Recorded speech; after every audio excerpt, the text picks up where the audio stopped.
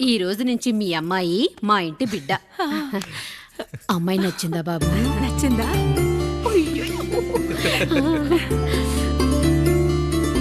వాడికేం తెలుసు అన్నయ్య గారు, చిన్న పిల్లాడు. ఇప్పటికీ ఆకుని చెవులో పువ్వుని నోట్లో పెట్టుకొని తిరుగుతూ ఉంటాడు.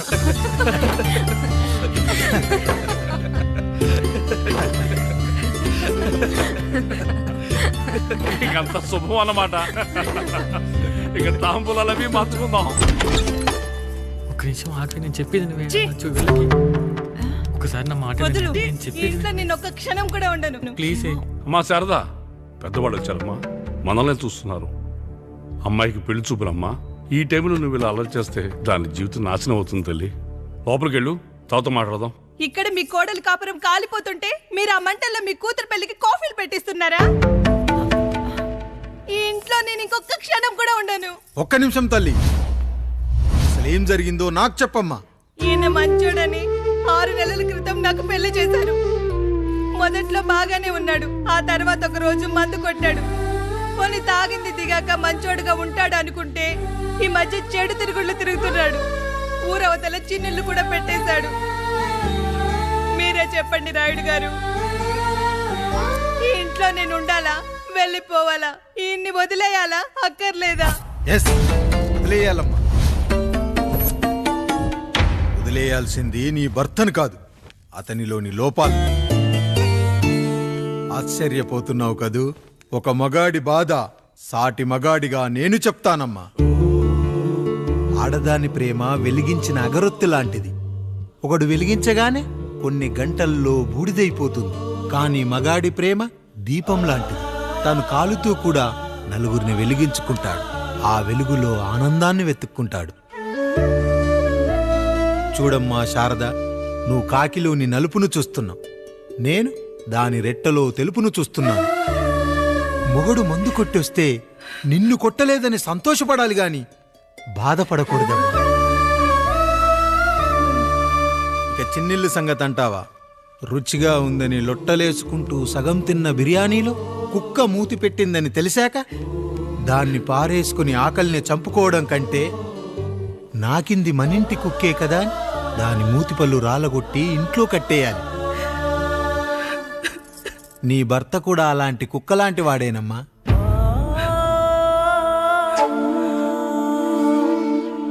ఆడదానికి వయసొచ్చాక 3 ముళ్ళేసుకొని 90 ఏళ్ల జీవితం గురించి కలలు కంటుంది.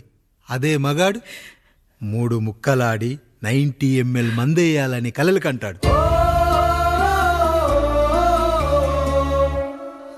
హౌస్లోనికి హౌస్ కీపింగ్కి తేడా తెలియని అమాయకపు జాతమ్మా మా మగజాతి.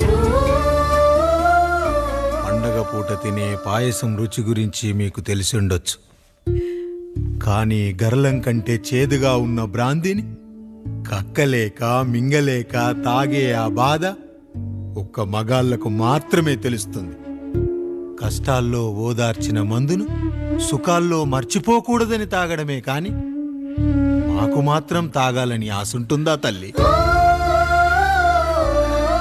చివరిగా ఒక్క మాట, కష్టాలు పొంగల్లో మిరియాల్లా మనకే వస్తాయి, కానీ సంతోషాలు ఉప్మాలో జీడిపప్పులా పక్కనోడుతూ ఉంటాయి.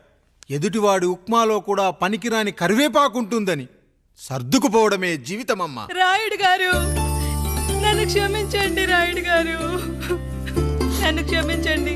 నా తప్పు నేను తెలుసుకున్నాను. ఈ రోజు నా 2 బిడ్డల జీవితాన్ని కాపాడారు రాయుడు గారు. ఈ శుభ కార్యక్రమాన్ని కూడా మీరే జరిపించండి. తప్పకుండా.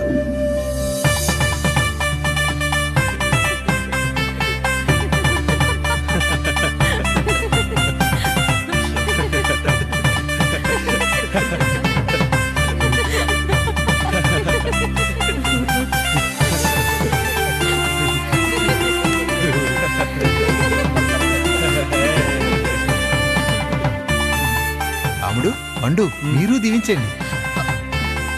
మేము దీవించండి.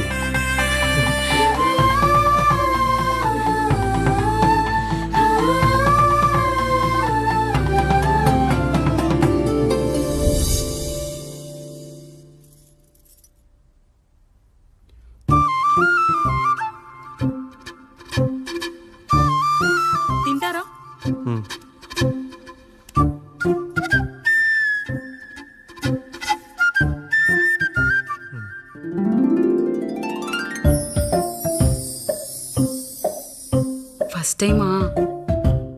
అవును, మీకెలా తెలిసిపోయిందండి?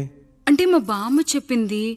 శోభనం గదిలో అనుభవం మగాడైతే మామిడిపండు పిసుక్కొని తింటాడు, అదే లేనివాడైతే మీలా ఇలా అరటిపండు ఓపిగ్గా ఒలుచుకొని తింటాడు అని.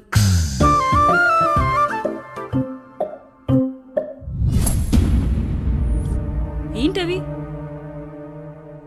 అవేంటో తెలీదా? ఫ్రెండ్స్కి పెళ్ళని చెప్తే హ్యాపీ బర్త్డే అనుకొని బెలూన్స్ ఇచ్చారు, ఫీల్ అవుతారు కదా అని 4 అక్కడ కట్టాను.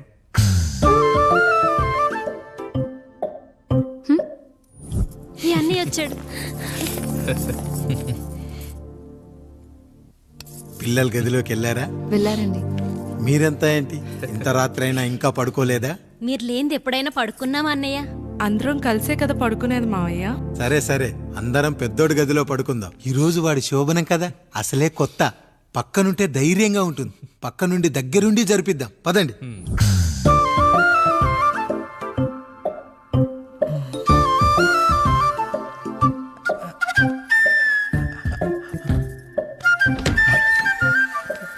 కానివ్వండి రా, కానివ్వండి కానివ్వండి. మీరేం మావయ్య ఇక్కడ పడుకుంటున్నారు? అదేంటమ్మా పెద్దోడా, చెప్పలేదా? మేమంతా కలిసే పడుకుంటామమ్మా, నువ్వు మాతో పాటే. అవును భార్గవి. మీరు ఊరుకోండి, మీరు ఇక్కడ పడుకోవడం నాకు ఇష్టం లేదు మావయ్య.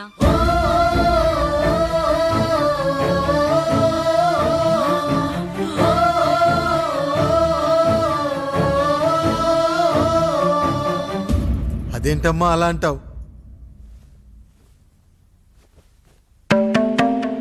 ఎన్నో చూశాం, ఎన్నో చేశాం. దుక్కి దున్ని కోత కోయకుండానే ఈ విత్తనాలన్నీ మొలకొచ్చాయంటావా తల్లి? అవన్నీ నాకు తెలీదు మావయ్య, మర్యాదగా బయటికి వెళ్ళండి.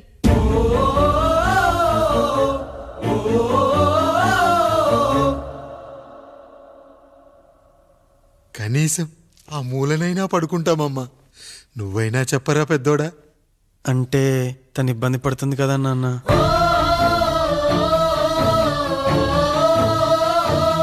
నువ్వు కూడా ఏంట్రా, పిల్లలేదో ఆశపడుతున్నారమ్మా. ఒక్కసారి ఆలోచించమ్మా. మావయ్య మీరు బయటికి వెళ్తే మేము తలుపులేసుకుంటాం.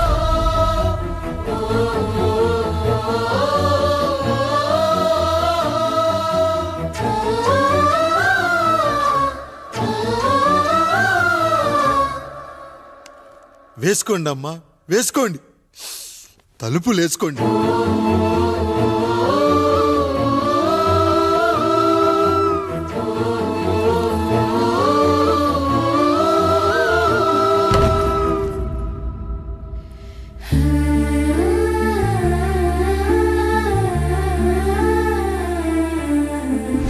రాయుడు, బిడ్డలు జాగ్రత్త.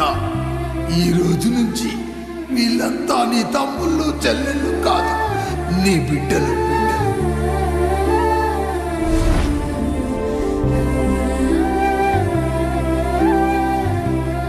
జానకి, ఏమండి? సావిత్రి, ఏమండి? లక్ష్మి, ఏమండి? మన గదిలోకి పదండి. ఇక నుంచి ఎవరి పిల్లలతో వాళ్ళ గదిలోనే పడుకోవాలి. ఇది ఈ రోజు నుంచి ఈ వంశానికి రాస్తున్న కొత్త శాసనం. అయ్యా అలా అరకండి అయ్యా, మీరు లేకుండా మేము ఎప్పుడైనా విడిగా పడుకున్నాము. అంతా కలిసే కదయ్యా పంచుకున్నాం. వెళ్ళరా వెళ్ళు, నీకు భార్య ఉంది, నీకు పడగది ఉంది. వేసుకోండి రా, మీరు వేసుకోండి, తలుపులు వేసుకోండి. మీరు కూడా ఏంటండి పిల్లలేదు? నర్మయ్, చిన్న పిల్లల వాళ్ళని ఉయ్యాల్లో ఆడించేటప్పుడు పక్కనే ఈ నాన్న కావాలి, బడికెళ్ళేటప్పుడు పక్కనే ఈ నాన్న కావాలి, గుడికెళ్ళేటప్పుడు కూడా పక్కనే ఈ నాన్న కావాలి. కానీ శోభనం గదిలో మాత్రం పక్కనే ఉంటానంటే బరువయ్యాను జానకి, బరువయ్యాను.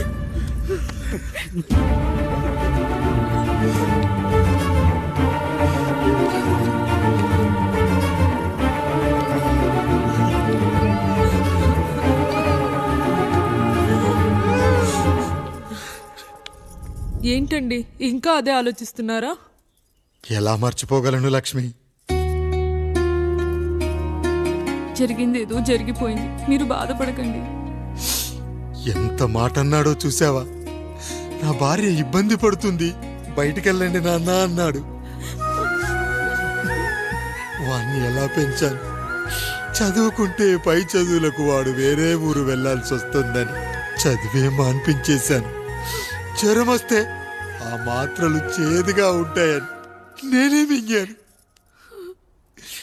నోరు తెరిచి అమ్మ కావాలన్నప్పుడల్లా ఇంతమంది అమ్మల్ని ఇచ్చాను. నాన్న అన్న ప్రతిసారి నాన్నల్ని ఇవ్వలేకపోయానని వాడికి నా మీద కోపమో ఏమో జానకి. నిజమేనండి, మనమంతా ఇలా లేమే. మన కుటుంబానికి దిష్టి తగిలింది. మా నాన్న మరణంతో ఆస్తిపోయి తమ్ముళ్ళతో నడి రోడ్డున పడ్డప్పుడు ఇలాంటి కష్టాన్ని మొదటిసారి అనుభవించాను. ఈ రోజు నుంచి మీ అమ్మాయి మా ఇంటి బిడ్డ. అమ్మాయి నచ్చిందా బాబు? నచ్చిందా?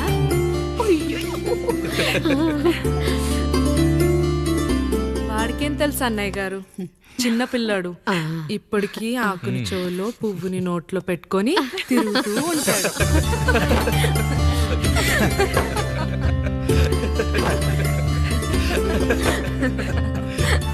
ఇంకంత శుభం అన్నమాట.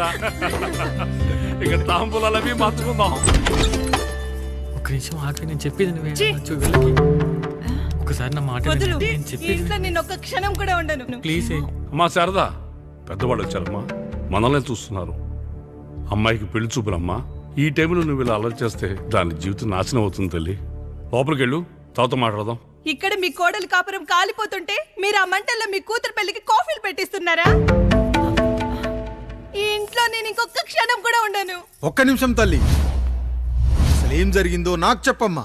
ఈయన మంచోడని 6 నెలల క్రితం నాకు పెళ్లి చేశారు. మొదట్లో బాగానే ఉన్నాడు, ఆ తర్వాత ఒక రోజు మందు కొట్టాడు. పోనీ తాగింది దిగాక మంచోడుగా ఉంటాడు అనుకుంటే ఈ మధ్య చెడు తిరుగుళ్ళు తిరుగుతున్నాడు. ఊరవతల చిన్నిళ్ళు కూడా పెట్టేశాడు. మీరే చెప్పండి రాయుడు గారు, ఈ ఇంట్లో నేను ఉండాలా, వెళ్ళిపోవాలా, ఈయన్ని వదిలేయాలా, అక్కర్లేదా? ఎస్, వదిలేయాలమ్మా. వదిలేయాల్సింది నీ భర్తను కాదు, అతనిలోని లోపాలు. ఆశ్చర్యపోతున్నావు కదూ? ఒక మగాడి బాధ సాటి మగాడిగా నేను చెప్తానమ్మా. ఆడదాని ప్రేమ వెలిగించిన అగరొత్తి లాంటిది. ఒకడు వెలిగించగానే కొన్ని గంటల్లో బూడిదైపోతుంది. కానీ మగాడి ప్రేమ దీపం లాంటిది. తను కాలుతూ కూడా నలుగురిని వెలిగించుకుంటాడు. ఆ వెలుగులో ఆనందాన్ని వెతుక్కుంటాడు. చూడమ్మా శారద, నువ్వు కాకిలోని నలుపును చూస్తున్నావు, నేను దాని రెట్టలో తెలుపును చూస్తున్నాను. మొగడు మందు కొట్టొస్తే నిన్ను కొట్టలేదని సంతోషపడాలి గాని బాధపడకూడదమ్మా. ఇక చిన్నిల్లు సంగతి అంటావా? రుచిగా ఉందని లొట్టలేసుకుంటూ సగం తిన్న బిర్యానీలో కుక్క మూతి పెట్టిందని తెలిసాక దాన్ని పారేసుకుని ఆకలిని చంపుకోవడం కంటే నాకింది మనింటి కుక్కే కదా అని దాని మూతిపళ్ళు రాలగొట్టి ఇంట్లో కట్టేయాలి. నీ భర్త కూడా అలాంటి కుక్కలాంటి వాడేనమ్మా.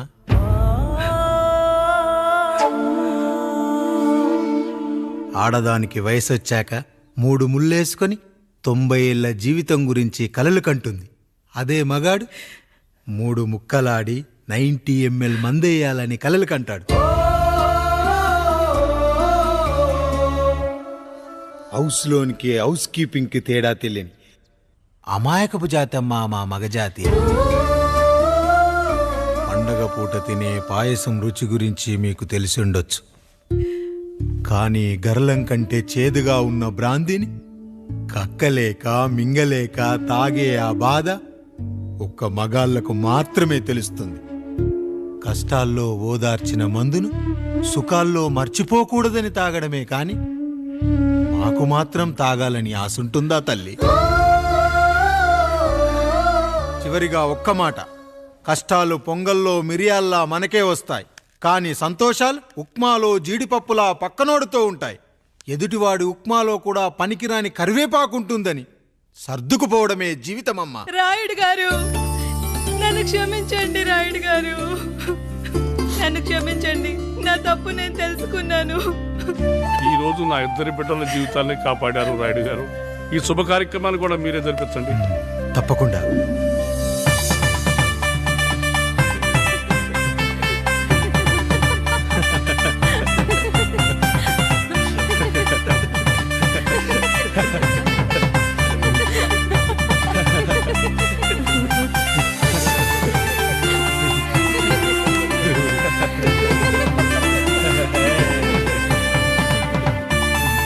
రాముడు, పండు, మీరు దీవించండి. మేము దీవించండి.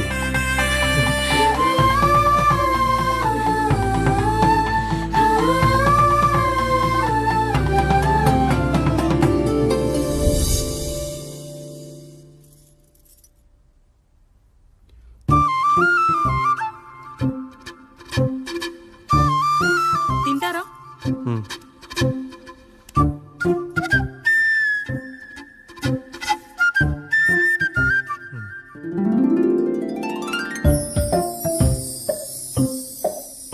ఫస్ట్ టైమా? అవును, మీకెలా తెలిసిపోయిందండి?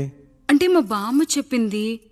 శోభనం గదిలో అనుభవం ఉన్న మగాడైతే మామిడిపండు పిసుక్కొని తింటాడు, అదే లేనివాడైతే మీలా ఇలా అరటిపండు ఓపిగ్గా ఒలుచుకొని తింటాడు అని.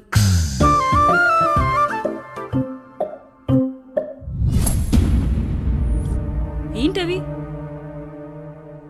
అవేంటో తెలీదా? ఫ్రెండ్స్కి పెళ్ళని చెప్తే హ్యాపీ బర్త్డే అనుకొని బెలూన్స్ ఇచ్చారు. ఫీల్ అవుతారు కదా అని 4 అక్కడ కట్టాను.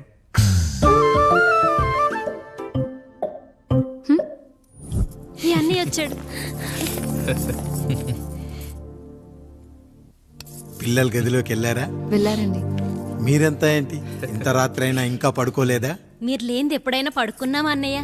అందరం కలిసే కదా పడుకునేది మావయ్య. సరే సరే, అందరం పెద్దోడి గదిలో పడుకుందాం. ఈ రోజు వాడి శోభనం కదా, అసలే కొత్త. పక్కనుంటే ధైర్యంగా ఉంటుంది. పక్క నుండి దగ్గరుండి జరిపిద్దాం. పదండి.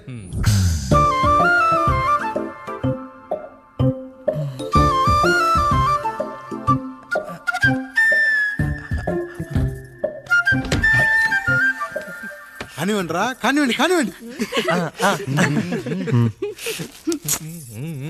మీరేం మావయ్య ఇక్కడ పడుకుంటున్నారు? అదేంటమ్మా పెద్దోడా, చెప్పలేదా? మేమంతా కలిసే పడుకుంటామమ్మా. నువ్వు మాతో పాటే. అవును భార్గవి. మీరు ఊరుకోండి. మీరు ఇక్కడ పడుకోవడం నాకు ఇష్టం లేదు మావయ్య.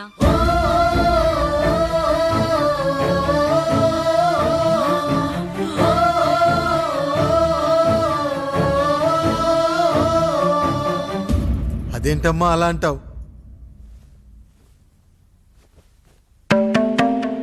ఎన్నో చూశాం, ఎన్నో చేశాం. దుక్కి దున్ని కోత కోయకుండానే ఈ విత్తనాలన్నీ మొలకొచ్చాయంటావా తల్లి? అవన్నీ నాకు తెలియదు మావయ్య. మర్యాదగా బయటికి వెళ్ళండి.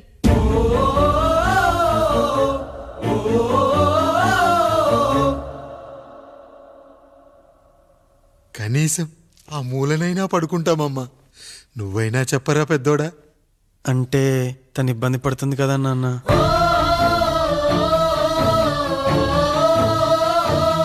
నువ్వు కూడా ఏంట్రా? పిల్లలేదో ఆశపడుతున్నారమ్మా. ఒక్కసారి ఆలోచించమ్మా. మావయ్య మీరు బయటికి వెళ్తే మేము తలుపులేస్తాం.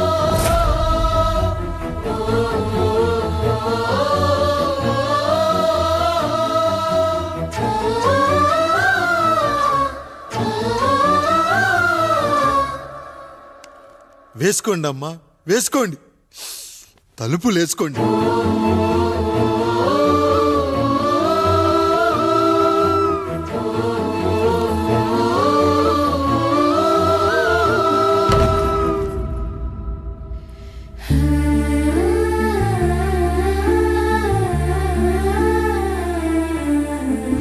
రాయుడు, బిడ్డలు జాగ్రత్త. ఈ రోజు నుంచి వీళ్ళంతా నీ తమ్ముళ్ళు చెల్లెళ్ళు కాదు, నీ బిడ్డలు.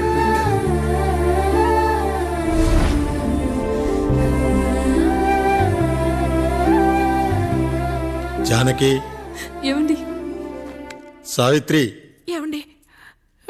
లక్ష్మి, ఏమండి? మన గదిలోకి పదండి. ఇక నుంచి ఎవరి పిల్లలతో వాళ్ళ గదిలోనే పడుకోవాలి.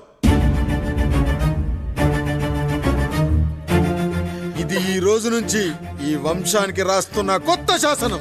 అయ్యా అలా అనకండి అయ్యా, మీరు లేకుండా మేము ఎప్పుడైనా విడిగా పడుకున్నాము. అంతా కలిసే కదయ్యా పంచుకున్నాము. వెళ్ళరా వెళ్ళు. నీకు భార్య ఉంది, నీకు పడగది ఉంది. వేసుకోండి రా, మీరు వేసుకోండి, తలుపులు వేసుకోండి.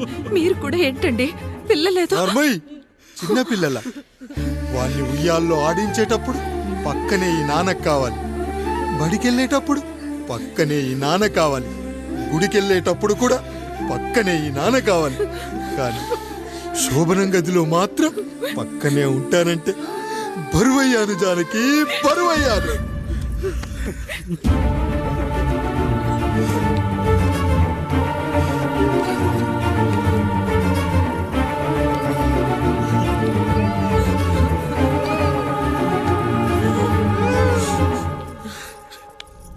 ఏంటండి ఇంకా అదే ఆలోచిస్తున్నారా? ఎలా మర్చిపోగలను లక్ష్మి? జరిగింది ఏదో జరిగిపోయింది, మీరు బాధపడకండి. ఎంత మాట అన్నాడో చూసావా? నా భార్య ఇబ్బంది పడుతుంది, బయటికెళ్ళండి నాన్న అన్నాడు. వాణ్ణి ఎలా పెంచాను? చదువుకుంటే పై చదువులకు వాడు వేరే ఊరు వెళ్లాల్సి వస్తుందని చదివే మాన్పించేశాను. జ్వరం వస్తే ఆ మాత్రలు చేదుగా ఉంటాయని నేనే మింగాను. నోరు తెరిచి అమ్మ కావాలన్నప్పుడల్లా ఎంతమంది అమ్మల్ని ఇచ్చాను. నాన్న అన్న ప్రతిసారి నాన్నల్ని ఇవ్వలేకపోయానని వాడికి నా మీద కోపమో ఏమో జానకి. నిజమేనండి, మనమంతా ఇలా లేమే. మన కుటుంబానికి దిష్టి తగిలింది. మా నాన్న మరణంతో ఆస్తిపోయి తమ్ముళ్ళతో నడి రోడ్డున పడ్డప్పుడు ఇలాంటి కష్టాన్ని మొదటిసారి అనుభవించాను.